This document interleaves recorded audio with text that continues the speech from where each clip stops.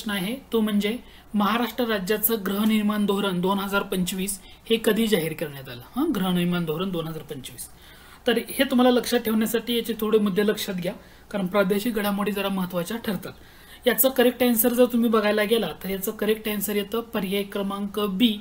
23 जुलै 2025 ला गृहनिर्माण धोरण जाहीर करण्यात आलं। 20 मे 2025 ही तारीख पण त्यामध्ये महत्त्वाची ठरते, कारण मंत्रिमंडळ मंजुरी ह्या 20 मे ला दिलेली होती, त्यामुळे तो मुद्दा त्या ठिकाणी महत्त्वाचा। दुसरं महत्त्वाचं म्हणजे महाराष्ट्र राज्याचं गृहनिर्माण धोरण हे नवीन आता आलेलं आहे। या अगोदरचं धोरण कोणत्या सालाचं होतं असं जर प्रश्न विचारला तर उत्तर काय असलं पाहिजे तुमचं? तर उत्तर असलं पाहिजे 2007 सालाचं होतं। म्हणजे या अगोदरचं धोरण किती होतं? 2007 सालाचं। मग आता या महाराष्ट्र गृहनिर्माण धोरणामध्ये ना काही टार्गेट किंवा काही उद्दिष्ट ठेवलेले आहेत, त्याच्यावर एक प्रश्न घेऊया आणि मग तिचं आपण थोडंसं एक्सप्लेनेशन बघूया। प्रश्न बघा, महाराष्ट्र गृहनिर्माण धोरण 2025 अंतर्गत 2030 पर्यंत किती घरं बांधण्याचं उद्दिष्ट ठेवण्यात आलेलं आहे। आता या धोरणाचं हे जे धोरण आहे या धोरणामध्ये ना दोन उद्दिष्ट आहेत। किती उद्दिष्ट आहे ठेवण्यात आली महत्त्वाची? दोन उद्दिष्ट याच्यामध्ये आहेत। पहिलं उद्दिष्ट आहे 2030 पर्यंत किती घरं बांधायची, दुसरं उद्दिष्ट आहे 2035 पर्यंत किती घरं बांधायची। म्हणजे थोडंसं लॉंग व्हिजन आहे असं आपण म्हणू शकतो। 10 वर्षाचा कालावधी आहे। 2035 म्हणजे 25 ते 35 म्हणजे 10 वर्षाचा कालावधी आहे। याच्यामध्ये सरकारने असं टार्गेट ठेवले 2030 पर्यंत किती घरं बांधायचं टार्गेट ठेवलेलं आहे सरकारनं, तर याच्यामध्ये आहे 2030 पर्यंत 35 लाख। ओके, 30 आहे पण किती लाख घरं बांधायचं टार्गेट ठेवले? 35 लाख। आणि 2035 पर्यंत टार्गेट ठेवले ते आहे 50 लाख पर्यंत घरं बांधायची। किती लाख पर्यंतची? तर 50 लाख घरांची बांधणी करणं हे टार्गेट ठेवण्यात आलेलं आहे। तुम्हाला विचारलंय कधी 2030चं, म्हणजे उत्तर असणार आहे 35 लाख। काय असणार आहे? 35 लाख। लक्षात आलं का? 50 लाख काय असणार आहे? तर 2035 पर्यंत टार्गेट। म्हणजे आता मुद्दा लक्षात आला का? महाराष्ट्र गृहनिर्माण धोरण जे 23 जुलै 2025 रोजी जाहीर करण्यात आलं, यामध्ये महत्त्वाची दोन उद्दिष्ट होती। 2030 पर्यंत 35 लाख घरांची बांधणी करणं, 30 पर्यंत झालं 35 पर्यंत 50 लाख घरांची बांधणी करणं। दुसरं म्हणजे या अगोदरचं धोरण 2007 साली जाहीर केलं होतं। एवढंच इथं मुद्दा लक्षात आला। मग आता याच्यामध्ये काही तत्व आहेत, म्हणजे हे गृहनिर्माण धोरण जे आहे या गृहनिर्माण धोरणामध्ये काही तत्व आहेत। कोणती महत्त्वाची तत्व आहेत ना त्याच्यावर एक प्रश्न बघूया, म्हणजे आपला हा घटक आणखी डीप मध्ये जाईल। प्रश्न क्रमांक 3, खालीलपैकी कोणते तत्व महाराष्ट्र गृहनिर्माण धोरण 2025च्या 4 मुख्य तत्वामध्ये समाविष्ट नाही? म्हणजे महाराष्ट्र गृहनिर्माण धोरणाचे किती तत्व आहेत? 4 तत्व आहेत। त्यामध्ये कोणतं नाहीये ते तुम्हाला विचारलेलं आहे। तर यामध्ये कोणतं नाहीये? तर जलद नावाचं तत्व नाहीये। म्हणजे यामध्ये कोणती तत्व येतात?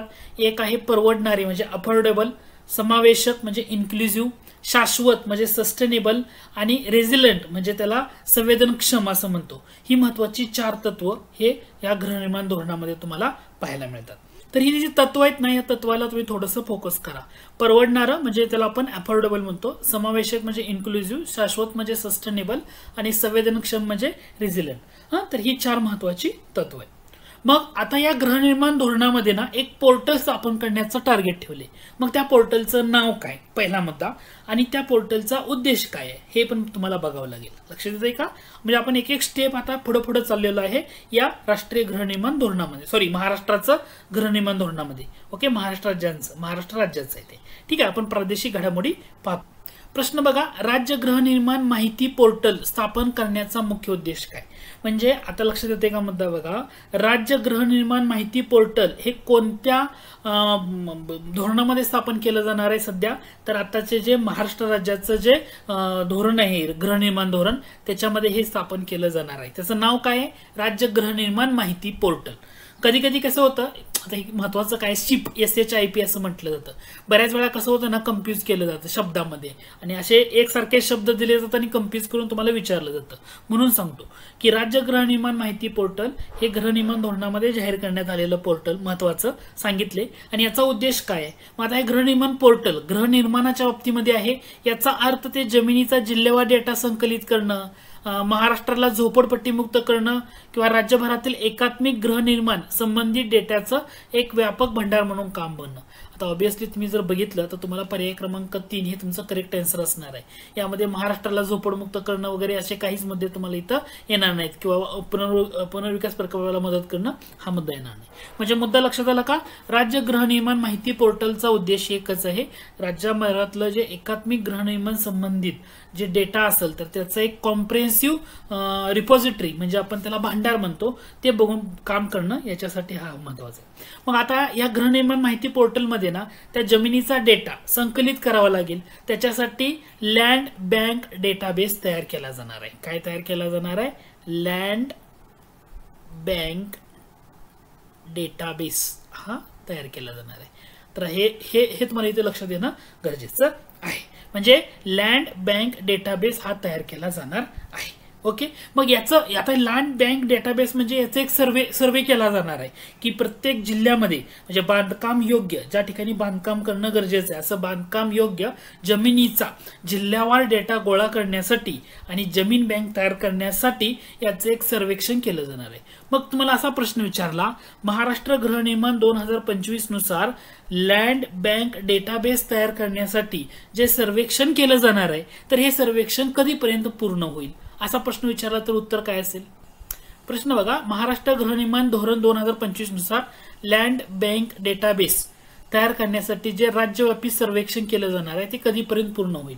धोरणामध्ये सांगितलंय तर त्याचं तारीख आहे 31 मार्च 2026 पर्यंत होईल. मग ह्या लँड बँक डेटाबेसनुसार असं का म्हटलं कधीपर्यंत होईल? म्हणजे या धोरणानुसार काय केलं जातं तर हे जे डेटाबेस असेल तर याच्यानुसार बांधकाम योग्य जमिनीचा जिल्हावार डेटा गोळा करणं, जमीन बँक तयार करणं यासाठी हे सर्वेक्षण असेल. मग आता सगळे मुद्दे झाले. आता एक मुद्दा राहिला, या धोरणाचं घोषवाक्य काय? तर या महाराष्ट्र गृहनिर्माण धोरणाचं घोषवाक्य येतं माझे घर माझा हक्क. काय येतं घोषवाक्य? माझं घर आहे आणि तो काय आहे? माझा हक्क आहे. हा एक महत्वाचं घोषणावाक्य. तर याच्यामुळे ही सगळी न्यूज चर्चेमध्ये होती. त्यानंतरचा पुढचा प्रश्न तुम्हाला असं विचारलाय की माझं घर माझा हक्क हे घोषवाक्य कोणत्या धोरणाशी संबंधित आहे? तर महाराष्ट्र गृहनिर्माण धोरण 2025. तर एवढे 6 प्रश्न आहेत की ज्या 6 प्रश्नाला तुम्ही फोकस करा. महत्वाचा मुद्दा आहे महाराष्ट्र राज्य गृहनिर्माण धोरण, कारण 2007 नंतर हे आता धोरण जाहीर होते त्याच्यामुळे ही न्यूज महत्वाची ठरते. जाऊया पुढच्या प्रश्नाकडे. पुढचा प्रश्न बघा, महाराष्ट्र रेडिओ महोत्सव 2025 मध्ये आशा रेडिओ जीवनगौरव पुरस्कार कोणाला प्रदान करण्यात आला? तर पहिला महत्वाचा मुद्दा, तर याच्यामध्ये ना वेगवेगळे पुरस्कार दिले गेले त्यामुळे हा जो अवॉर्ड सोहळा आहे किंवा रेडिओ महोत्सव सोहळा आहे ना हा खूप महत्वाचा आहे, हे लक्षात असू द्या. ओके, हे तुम्हाला इथं इम्पॉर्टंट आहे, तुम्ही तर थोडंसं फोकस करा. ठीक आहे.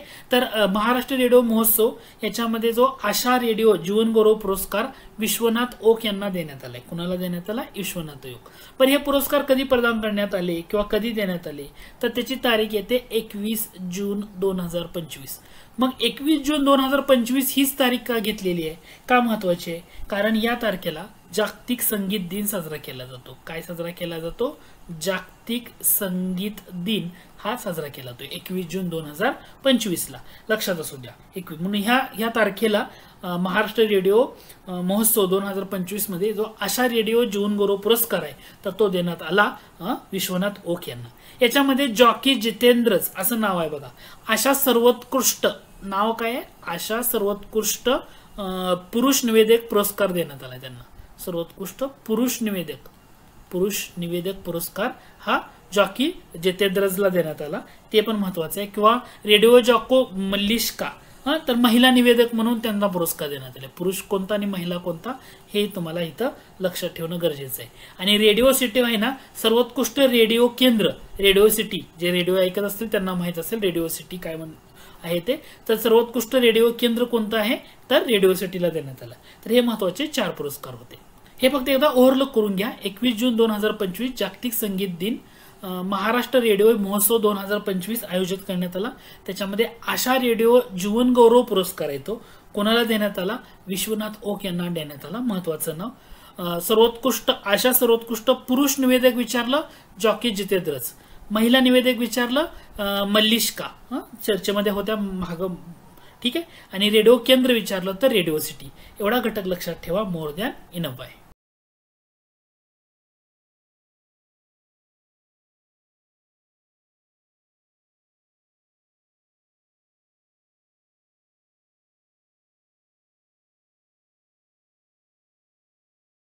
पुढचा प्रश्न बघा, अहिल्यादेवी होळकर यांच्या 300व्या जयंतीनिमित्त पंतप्रधान नरेंद्र मोदी यांनी किती रुपयांच्या नाण्याचं प्रकाशन केलं? आता 300वी जयंती म्हणजे ऑब्व्हियसली 300 रुपयाच्या नाण्याचंच प्रकाशन केलं असणार आहे.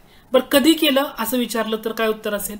तर असणार आहे 31 मे 2025 रोजी केलं. बरोबर, 31 मे. कोणत्या ठिकाणी केलं? तर उत्तर काय असणार आहे तुमचं? भोपाळ. भोपाळ हे उत्तर असणार. हे लक्षात ठेवा बरं का. भोपाळमध्ये कार्यक्रम आयोजित केला होता 31 मे 2025 ला.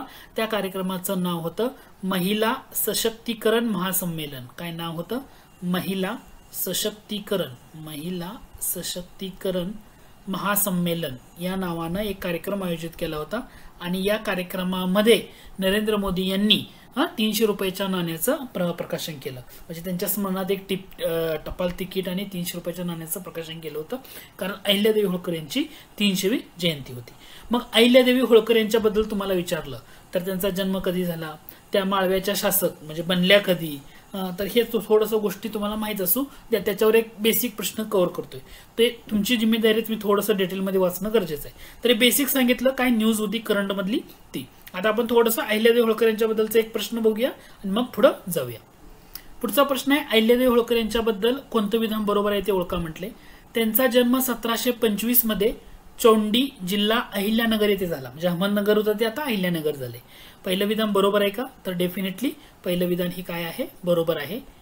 1767 मध्ये माळव्याच्या त्या शासक बनल्या.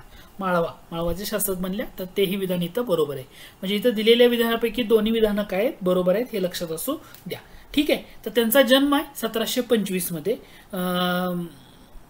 त्यांचा आय थिंक लग्न, त्यांचा जे विवाह आहे 1733 मध्ये. बरोबर आहे, 1733 मध्ये माळव्याचे जे सुभेदार होते मल्हारराव होळकर यांचे पुत्र खंडेराव होळकर यांच्याशी झाला होता. खंडेराव होळकर, मल्हारराव होळकर यांचे पुत्र आहेत ते. म्हणजे हे खंडेराव कोणाचे पुत्र आहेत? मल्हारराव होळकरांचे पुत्र आहेत. मल्हारराव होळकरांचे पुत्र, त्यांच्याशी त्यांचा विवाह झालेला होता. त्यानंतर त्यांच्या पतीचं आणि सासऱ्याचं जेव्हा निधन झालं त्यानंतर त्या 1767 मध्ये माळव्याच्या शासक बनलेल्या होत्या. तर लक्षात ठेवा, अहिल्यादेवी होळकर यांची 300वी जयंती, त्याच्यामुळं चर्चेतली न्यूज. आणि करंटमध्ये का चर्चेत आलं होतं? तर 300 रुपयाचं नाण्याचं प्रकाशन असू द्या, टपाल तिकीट असू द्या, नरेंद्र मोदी यांनी ते केलेलं होतं. कुठं कार्यक्रम आयोजित केला होता? 31 मे 2025 ला भोपाळमध्ये कार्यक्रम आयोजित केला होता, त्या कार्यक्रमामध्ये. त्याच्यामुळे ही न्यूज महत्वाची ठरते. ठीक आहे. पुढचा प्रश्न बघा, महाराष्ट्र रेडिओ महोत्सव 2025 कोणत्या दिनाचं औचित्य साधून आयोजित करण्यात आलं होतं? आपण आताच बघितलं, जागतिक संगीत दिन. कधी असतो जागतिक संगीत दिन? 21 जूनला असतो. 21 जून 2025 ही तारीख आहे. ओके, थोडंसं लक्षात ठेवा, महत्वाचं प्रादेशिक न्यूज आहे घडामोडीतल्या, त्यामुळं. आणि याच्यामुळे मग महाराष्ट्र रेडिओ महोत्सव आणि महाराष्ट्र आशा रेडिओ गौरव पुरस्कार याचं आयोजन त्यासोबत करण्यात आलेलं होतं. ठीक आहे. पुढचा प्रश्न बघा, महाराष्ट्र जहाज बांधणी दुरुस्ती व पुनर्वापर धोरण याच्या अंतर्गत 2047 पर्यंत किती कोटी रुपयाच्या गुंतवणुकीचं उद्दिष्ट ठेवण्यात आलेलं आहे? आता असा थोडासा अवघड प्रश्न विचारला जाईल किंवा तुम्हाला असा प्रश्न विचारला जाईल, जहाज बांधणी क्षेत्राला समर्पित स्वतंत्र धोरण राबवणारं महाराष्ट्र हे देशातलं कितवं राज्य ठरलं? असाही तुम्हाला प्रश्न विचारला जाईल. तर हे तुम्हाला लक्षात ठेवण्यासाठी थोडंसं अवघड पासून सोप्याकडे आपण जाऊया. महाराष्ट्र जहाज बांधणी दुरुस्ती पुनर्वापर धोरण हे खूप चर्चेत राहिलेलं धोरण आहे. कारण लक्षात सांगतो, पण पहिल्यांदा प्रश्न बघूया.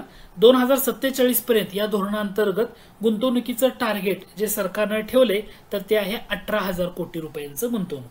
म्हणजे महाराष्ट्र राज्याचा मंत्रिमंडळ आहे, मंत्रिमंडळाने या धोरणाला जी मंजुरी दिली होती ती 29 एप्रिलला दिली होती. म्हणजे 29 एप्रिल 2025 ला हे दिलेली होती. बरं, ठीक आहे. आता थोडंसं डिटेलमध्ये यामध्ये बघूया. 29 एप्रिल 2025 रोजी या धोरणाला मंत्रिमंडळानं मंजुरी दिली होती. सगळ्यात महत्वाचं काय आहे तर जहाज बांधणी क्षेत्राला समर्पित स्वतंत्र धोरण राबवणारं महाराष्ट्र हे देशातलं पहिलं राज्य ठरल्यामुळं न्यूज चर्चेमध्ये आली होती. आता या धोरणांतर्गत सुद्धा दोन टप्प्यामध्ये उद्दिष्ट ठेवण्यात आलेले आहेत. म्हणजे किती कोटी रुपयांची गुंतवणूक असणार आहे आणि रोजगार किती निर्माण होणार आहे हे आकडेवारी दिलेली आहे. आता या धोरणांतर्गत दोन मुद्दे महत्वाचे आहेत. एक तर आतापर्यंत दोन गोष्टी लक्षात घ्या. मगाशी आपण जे गृहनिर्माण धोरण बघितलं होतं तर त्याच्यामध्ये 2030 आणि 2035 असे दोन टार्गेट ठेवले होते. आता जहाज बांधणी दुरुस्ती पुनर्वापर धोरण महाराष्ट्र राज्याच्या मंत्रिमंडळानं जाहीर केलं. त्याच्यामध्ये काय टार्गेट ठेवले, एक आहे 2030 पर्यंत आणि पुढचं टार्गेट आहे 2047 पर्यंत. गृहनिर्माणला 2035 पर्यंत होतं आणि जहाज बांधणी पुनर्वापर धोरणामध्ये 2047 पर्यंतचं टार्गेट ठेवलेलं आहे. पहिला मुद्दा. याच्यामध्ये गुंतवणूक किती आहे, 6,600 कोटी रुपयांची करायची आहे 30 पर्यंत आणि रोजगार निर्मिती 40,000 झाली पाहिजे, हे टार्गेट त्यामध्ये होतं. पण 2047 मध्ये काय केलंय, गुंतवणूक 6,600 ची 18,000 पर्यंत नेली आणि रोजगार निर्मितीचा आकडा किती वाढवलेला आहे बघा, 3,30,000 एवढा आकडा वाढवलेला आहे. तर हा एक महत्वाचा मुद्दा आहे, हेच मला थोडंसं माहित असू द्या. परीक्षेला काय होणार आहे, जर तुम्हाला लेस फॅक्च्युअल विचारला गेला तर यावर प्रश्न अपेक्षित आहे की जहाज बांधणी क्षेत्राला समर्पित स्वतंत्र धोरण राबवणारं पहिलं राज्य कोणतं ठरलं, महाराष्ट्र. पण जाता जाता ही आकडेवारी पण बघून घ्या. दुसरं कन्फ्यूज तुम्हाला हे आकडेवारी जर नाही विचारली ते चालू शकल, पण तुम्हाला हे टार्गेट विचारले 2030 आणि 47 अशी दोन उद्दिष्ट ठेवली, ते तुम्हाला लक्षात ठेवणं आणखी महत्वाचं ठरेल. आणि सरकारचं असं धोरण आहे की 2030 पर्यंत हे जे भारत सरकारचं जे एकूण जहाज बांधणीचं उद्दिष्ट आहे ना, त्याच्यामध्ये 1/3 योगदान हे महाराष्ट्राचं राहील असं या धोरणामध्ये एक उद्दिष्ट ठेवले. त्यामुळे हे विधान लय खूप महत्वाचं आहे बघा, की 2030 पर्यंत भारताचं एकूण जे जहाज बांधणी उद्दिष्ट आहे त्याच्यातलं 1/3 हे याचं योगदान हे महाराष्ट्राचं असलं पाहिजे, हे टार्गेट यामध्ये ठेवण्यात आले. आय होप हा घटक तुमच्या लक्षात आला असेल. धोरण महत्वाचं आहे, फोकस करा. वन लाइनर मध्ये पण विचारलं जाईल, थोडंसं ऑब्झर्व करा. हे सगळे आकडे पाठ करायची गरज नाहीये, फक्त ओव्हरलुक करून घ्या. जर समजा अवघड मध्ये विचारलं तर तुम्हाला ते यायला हवं, म्हणून प्रश्न देताना सुद्धा मी असा ह्या वन लाइनरचा दिलेला नाहीये. ह्या वन लाइनरचा मुद्दामध्ये 18,000 कोटी रुपये म्हणजे जे 47 पर्यंत गुंतवणुकीचं उद्दिष्ट किती असा प्रश्न विचारलेला होता, तर ते तुम्हाला इथं लक्षात आलं पाहिजे. थोडंसं लक्ष द्या, लक्षात राहील, काय अवघड नाहीये. ठीक आहे. पुढचा प्रश्न आहे, पशुधन आणि कुक्कुटपालनाला कृषीचा दर्जा देणारं भारतातील पहिलं राज्य कोणतं ठरलं. तर कोणाला पशुधन आणि कुक्कुटपालनाला दर्जा देणार, तर हे ठरलेलं आहे महाराष्ट्र. ओके, म्हणजे आपल्या ज्या पशुसंवर्धन मंत्री आहेत त्यांचं नाव आहे पंकजा मुंडे. काय नाव आहे, पंकजा मुंडे. ओके, पंकजा मुंडे यांनी विधानसभेमध्ये घोषणा केली होती. कधी केली होती, 11 जुलै 2025 विधानसभेमध्ये घोषणा केली होती की पशुधन आणि कुक्कुटपालनाला कृषीचा दर्जा दिला जाणार. आणि या राज्यामुळे जो कृषी क्षेत्राचा वाटा आहे सध्या, म्हणजे राज्याच्या सकल उत्पादनामध्ये कृषी क्षेत्राचा सध्याचा वाटा त्यांनी जसं म्हटलं होतं 12% जो आहे, तर हा पशुधन उत्पादनाचा वाटा तर 24% त्यामध्ये आहे. म्हणजे कृषीचा वाटा जेवढा 12% आहे ना, त्या 12%च्या पशुधनाचा वाटा आहे 24%. त्या 12%च्या 24% हा पशुधनाचा वाटा आहे असं त्यांनी त्यामध्ये म्हटलं होतं. परीक्षेसाठी नाही, हे वन लाइनर मध्ये विचारलं जाणार आहे. एक तर तारीख लक्षात घ्या किंवा हे वन लाइनर मध्ये एवढं महत्वाचं आहे. ठीक आहे. त्यानंतर जसं शिंदे सरकार सत्तेमध्ये आले होतं त्यानंतर दहीहंडी उत्सव हा खूप चर्चेत आलेला मुद्दा होता. तर सध्या सरकारनं गोविंदांना विमा संरक्षण हे जे चर्चेमध्ये होतं ना, त्यावर आधारित असणारा प्रश्न आहे. दहीहंडी खेळातील गोविंदांना शासकीय विम्याअंतर्गत कायमस्वरूपी जर अपंगत्व आलं तर किती रुपयांचं विमा संरक्षण देण्याचा निर्णय सरकारने घेतलाय, तर तो आहे 10 लाख रुपयाचा. हे फक्त माहित असू द्या, चर्चेतली न्यूज होती म्हणून सांगतो फक्त. याच्यामध्ये 2-3 प्रकार आहेत. एक म्हणजे जर अंशतः अपंगत्व आलं असेल तर 5 लाख रुपये दिले जातील. अंशतः अपंगत्व आलं असेल तर त्याला 5 लाख रुपये दिले जातील. जर दुखापत झाली असेल, त्याच्या दुखापत असेल तर त्या दुखापतीवरच्या वैद्यकीय खर्चासाठी 1 लाख रुपये दिले जातील असं सरकारनं त्या धोरणांतर्गत सांगण्यात आलंय सध्या. तर लक्षात राहू द्या, कायमस्वरूपी अपंगत्व आलं गोविंदांना दहीहंडी खेळताना तर 10 लाख रुपये दिले जातील, अंशतः आलं तर 5 लाख आणि दुखापत झाली असेल तर 1 लाख रुपयाचं निर्णय. ठीक आहे. पुढचा प्रश्न आहे, सांगली जिल्ह्यातल्या इस्लामपूर शहराचं नाव बदलून काय ठेवण्याचा प्रस्ताव केंद्र सरकारकडे पाठवण्यात आलाय.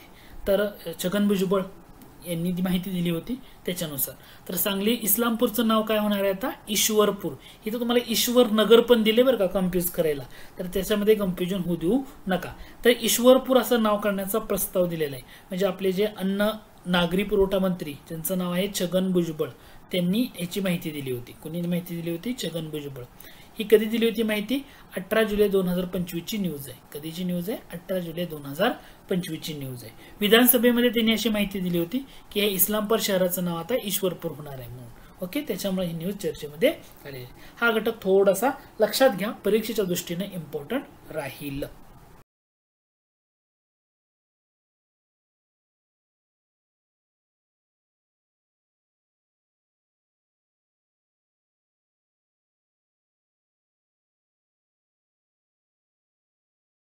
पुढचा प्रश्न बघा, महाराष्ट्र सरकारनं सार्वजनिक गणेशोत्सव हा राज्य उत्सव म्हणून कधी घोषित केला? चर्चेतला मुद्दा आहे.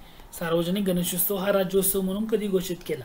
चर्चेतला मुद्दा आहे. हे लक्षात ठेवा, ही तारीख महत्वाची आहे आणि याची तारीख येते 10 जून 2025 रोजी केलेला होता. मग प्रश्न असा विचारला जाईल, सार्वजनिक गणेशोत्सव कोणी सुरू केला? लोकमान्य टिळकांनी सुरुवात केली होती. सार्वजनिक गणेशोत्सव सुरुवात केली होती. मग लोकमान्य टिळकांनी हा सार्वजनिक गणेशोत्सव सुरू केला होता, तर तो कधी सुरू केला होता? त्याची तारीख लक्षात, इयर लक्षात ठेवा, 1893. शिवजयंती उत्सव 1895चा होता, पण गणेशोत्सव हा 1893 मध्ये सुरू केलेला होता. हे लक्षात ठेवा. आणि याला सार्वजनिक गणेशोत्सव तर हा राज्य उत्सव म्हणून आता घोषित केले महाराष्ट्र सरकारनं. कधी केले? 10 जूनला केले. तर ही न्यूज थोडी आणखी त्याच्यामध्ये महत्वाची राहील. पुढचा प्रश्न आहे, गणेश मूर्तीसाठी प्लॅस्टर ऑफ पॅरिस वापराबाबत मार्च 2025 मध्ये कोणाच्या अध्यक्षतेखाली समिती स्थापन केली होती? महाराष्ट्रामध्ये सगळ्यात चर्चेत राहिलेली समिती म्हणजे मराठा आरक्षणानंतर जी समिती कोणती चर्चेत राहिली असेल तर ही गणेश मूर्तीसाठी प्लॅस्टर ऑफ पॅरिस वापरायच्या बाबतीबाबतली. तर या समिती कोणाच्या नावावर होती? तर लक्षात ठेवा, अनिल काकोडकर. त्यांचं नाव काय? अनिल काकोडकर. ऑपरेशन सिंदूरच्या नावावरनं एका उड्डाणपुलाला नाव देण्यात आलं, त्याच्या संदर्भातला हा प्रश्न आहे. प्रश्न असाच विचारला जाणार नाही, तुम्हाला फिरवून पण विचारला जाईल की ऑपरेशन सिंदूरच्या नावावरनं मुंबईमधल्या एका उड्डाणपुलाला सिंदूर हे नाव दिले, तर ते अगोदर नाव काय होतं? तर मुंबईतलं कर्नाक रेल्वे उड्डाणपूल. मुंबईतलं कोणतं? कर्नाक रेल्वे उड्डाणपुलाचं नामकरण हे सिंदूर असं केलेलं आहे. तर हे कशावरनं केले? तर ऑपरेशन सिंदूरच्या स्मरणार्थ. मला सांगण्याचा उद्देश हा एकच होता की हा जो पूल आहे तो रिसेंटली आता त्याचं अनावरण झालं होतं आणि त्याला सिंदूर नाव दिले, त्याला ऑपरेशन सिंदूरच्या स्मरणार्थ. कर्नाक रेल्वे उड्डाणपूल होता. कोणता होता? कर्नाक रेल्वे उड्डाणपूल. पण याचं लोकार्पण कधी झालं? तर लोकार्पण आता रिसेंटली झालं होतं 10 जुलै 2025 रोजी. महाराष्ट्राचे मुख्यमंत्री देवेंद्र फडणवीस यांच्या हस्ते याचं लोकार्पण झालं होतं. तर लक्षात ठेवा, कर्नाक रेल्वे उड्डाणपूल. पुढचा प्रश्न आहे, नवी मुंबईत उभारण्यात येणाऱ्या एज्युसिटीसाठी, एज्युकेशन सिटी असं नाव आहे. एज्युसिटी म्हणजे एज्युकेशन सिटी. महाराष्ट्र शासनाने खालीलपैकी कोणत्या परदेशी विद्यापीठासोबत आशयपत्र प्रदान केलेलं नाही? म्हणजे जो करार केलेला आहे, आशयपत्र प्रदान म्हणजे अशा टाईपचा एक करार केलेला होता. 5 विद्यापीठ आहेत, त्यामध्ये कोणती विद्यापीठे येत नाहीत. त्याच्यामध्ये लक्षात ठेवायचं आहे, यॉर्क विद्यापीठ हे येतंय, त्यानंतर इलियॉन इन्स्टिट्यूट ऑफ टेक्नॉलॉजी अमेरिकेचं येतंय, इतिस्तितो युरोपियो दे डिझाईन इटलीचं येतं. म्हणजे महत्वाची विद्यापीठ आहेत ना ती त्यामध्ये येत नाहीत. म्हणजे कुठलं हॉवर्ड विद्यापीठ, MIT विद्यापीठ वगैरे हे जे आहेत ना त्यामध्ये येत नाही. तर लक्षात काय ठेवायचं, तर 14 जून 2025 रोजी महाराष्ट्र राज्य शासनानं काय केले, तर 5 विद्यापीठासोबत आशयपत्र प्रदान केलेलं आहे. कशासाठी? तर नवी मुंबईमध्ये एक सिटी उभारण्यात येणार म्हणजे एज्युसिटी या नावानं तयार केलं जाणार एज्युकेशनच्या संदर्भामध्ये. तर 5 विद्यापीठामध्ये आशयपत्र प्रदान केले. त्या 5 विद्यापीठामध्ये आणखी कोणती विद्यापीठ आहेत तेही घटक इथं लक्षात घ्या. न्यूज थोडी महत्वाची आहे, नावं महत्वाची आहेत फक्त. ॲबरडीन विद्यापीठ स्कॉटलंड मधलं, यॉर्क विद्यापीठ आहे UK मधलं, वेस्टर्न विद्यापीठ आहे ऑस्ट्रेलियामधलं, इलिनॉय इन्स्टिट्यूट ऑफ टेक्नॉलॉजी आहे अमेरिकेमधलं आणि इतिस्तितो युरोपियन डिझाईन इटलीमधलं. म्हणजे एक लक्षात तुम्ही ठेवू शकता, ॲबरडीन लक्षात ठेवायला अवघड नाही, UK, स्कॉटलंड, यॉर्क UK मधलंच. ओके, वेस्टर्न ऑस्ट्रेलिया विद्यापीठ वेस्ट नावातच आहे आणि बाकी 2 आहेत. एक आहे इलिनॉय म्हटलं तर अमेरिका, इतिस्तितो म्हटलं तर इटली. हे लक्षात ठेवा, महत्वाचा घटक आहे. त्याच्यानंतर पुढचा चर्चेतला न्यूज म्हणजे सिंहस्थ कुंभमेळा. म्हणजे नाशिक त्र्यंबकेश्वर या ठिकाणी होणाऱ्या सिंहस्थ कुंभमेळ्यासाठी एक प्राधिकरण स्थापन करण्यात आले. तर त्याच्या अध्यक्षपदी कोणाची नेमणूक करण्यात आली? प्राधिकरण. तर त्या प्राधिकरणाच्या अध्यक्षपदी प्रवीण गेडाम यांची नेमणूक करण्यात आलेली आहे. ओके, हे तुम्हाला इथे लक्षात ठेवणं गरजेचं आहे. म्हणजे नाशिकचे जे विभागीय आयुक्त आहेत प्रवीण गेडाम त्यांची त्या ठिकाणी नियुक्ती करण्यात आली आणि आता यामध्ये एक पद नवीन निर्माण करण्यात आले. म्हणजे ह्या कुंभमेळ्यासाठी ना सिंहस्थ कुंभमेळ्यासाठी कुंभमेळा आयुक्त म्हणून एक पद पण निर्माण करण्यात आले. ओके, आणि त्या कुंभमेळा आयुक्त म्हणून कोणाची नेमणूक करण्यात आली? आणखी एक व्यक्ती त्याच्यावर निवड झालेली आहे, तर ते आहेत करिश्मा नायर. तर 2 न्यूज आहेत त्याच्या संदर्भातल्या. नाशिक त्र्यंबकेश्वर सिंहस्थ कुंभमेळ्यासाठी एक प्राधिकरण स्थापन करण्यात आले. त्या प्राधिकरणाचे अध्यक्ष आहेत प्रवीण गेडाम, आणि याच्यामध्ये कुंभमेळा आयुक्त नावाचे एक पद निर्माण केले आणि त्यावर नियुक्ती कोणाची केली? करिश्मा नायर यांची नियुक्ती करण्यात आलेली आहे. हे दोन्ही मुद्दे लक्षात ठेवा. ओके, आता प्रवीण गेडाम कोण होते, कोण आहेत? तर नाशिकचे विभागीय आयुक्त होते त्यावेळी जेव्हा नियुक्ती केली तेव्हा. आणि दुसरं म्हणजे करिश्मा नायर कोण आहेत?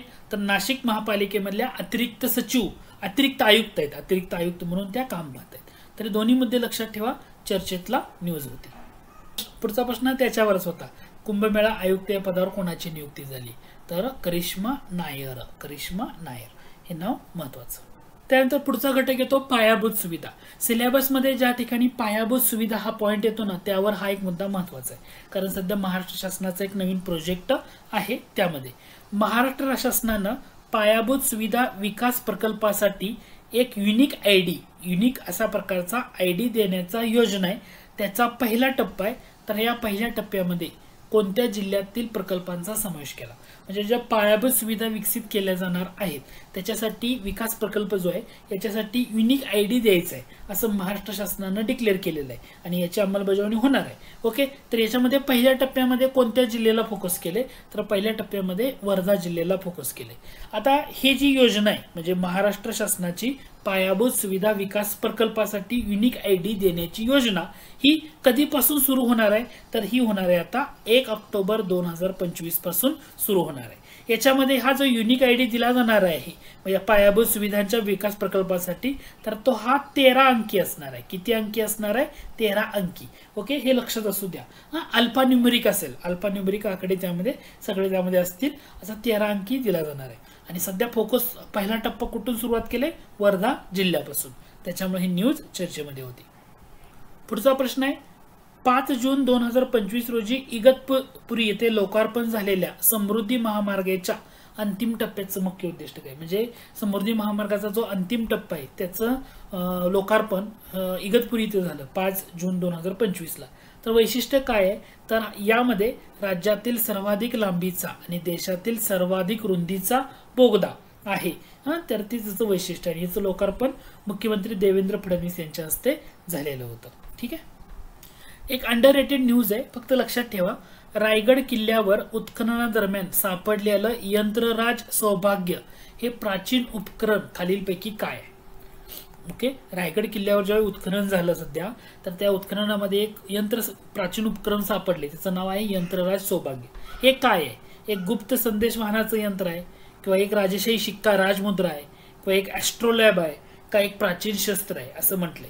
तर इथं तुम्हाला लक्षात ठेवा, हे जे यंत्रराज सौभाग्य सापडले हे एक खगोलशास्त्रीय उपकरण आहे, म्हणजे ॲस्ट्रोलॅब आहे. हे इथं तुम्हाला लक्षात येणं गरजेचं आहे. याचा वापर तारं किंवा ग्रह आहेत, तारे किंवा ग्रह यांचं स्थान मोजण्यासाठी केला जातो. तर अशा प्रकारचे एक प्राचीन उपकरण सापडले उत्खनन करताना, त्याच्यामुळे ही न्यूज चर्चेमध्ये होती. खूप अंडररेटेड न्यूज आहे, थोडंसं फोकस करा. नाव आहे यंत्रराज सौभाग्य अशा नावाचं. ठीक आहे, तर ते थोडं डिटेलमध्ये तुम्ही बघू शकता. आता वन लाईनर प्रश्न, महाराष्ट्र राज्याच्या आरोग्य विभागामार्फत जे महाराष्ट्र विषाणू संस्था स्थापन केली जाणार आहे तर ती कुठे केली जाणार आहे? महाराष्ट्र विषाणू संस्था म्हणजे काय? विषाणू विज्ञान संस्था. महाराष्ट्र इन्स्टिट्यूट ऑफ व्हायरोलॉजी ही संस्था कुठे स्थापन केली जाणार आहे? मुंबईच्या हाफकिन इन्स्टिट्यूटमध्ये का? नागपूरच्या आरोग्य प्रयोगशाळेत का? तर ही केली जाणार आहे पुण्याच्या राज्य आरोग्य प्रयोगशाळेमध्ये स्थापन केली जाणार आहे. लक्षात ठेवा, महाराष्ट्र विषाणू विज्ञान संस्था कुठं स्थापन केली जाणार आहे? पुण्याच्या राज्य आरोग्य प्रयोगशाळेमध्ये. हाफकिन वगैरे अशी तुम्हाला नावं दिली जातील, तर ते नाहीये त्यामध्ये. ठीक आहे. पुढचा प्रश्न बघा, शेतकऱ्यांसाठी सुरू करण्यात आलेल्या महाविस्तार मोबाईल ॲप बद्दल कोणतं विधान चुकीचं आहे ते ओळखा म्हटले. महाविस्तार मोबाईल ॲप, आता महाविस्तार मोबाईल ॲप सध्या सुरू करण्यात आलेलं आहे. कुणी सुरू केलं? महाराष्ट्राचं जे कृषी विभाग आहे या कृषी विभागानं सुरू केलेलं आहे. तर हेच तुमचं करेक्ट आन्सर असणार आहे, कारण हे तुम्हाला आरोग्य विभाग दिले म्हणजे हे विधान चुकीचं आहे. कृत्रिम बुद्धिमत्तेवर आधारित असणारं महाविस्तार नावाचं मोबाईल ॲप आहे, चर्चेत आहे. याचं उद्घाटन 21 मे 2025 ला देवेंद्र फडणवीस यांच्या हस्ते झालं. डिजिटल मित्राची भूमिका बजावणारा एक चॅटबॉट आहे. तर लक्षात काय ठेवायचं आहे तुम्हाला, महाविस्तार मोबाईल ॲप हे महाराष्ट्र राज्य सरकारनं शेतकऱ्यांसाठी सुरू करण्यात आलेलं आहे. हा पहिला मुद्दा लक्षात घ्या. याच्यामध्ये कृषी विभागाने केले आणि AI च्या तंत्रज्ञान, आर्टिफिशियल इंटेलिजन्सच्या तंत्रज्ञानावर सुरू करण्यात आले. एवढे मुद्दे लक्षात ठेवा, महत्त्वाचा राहील.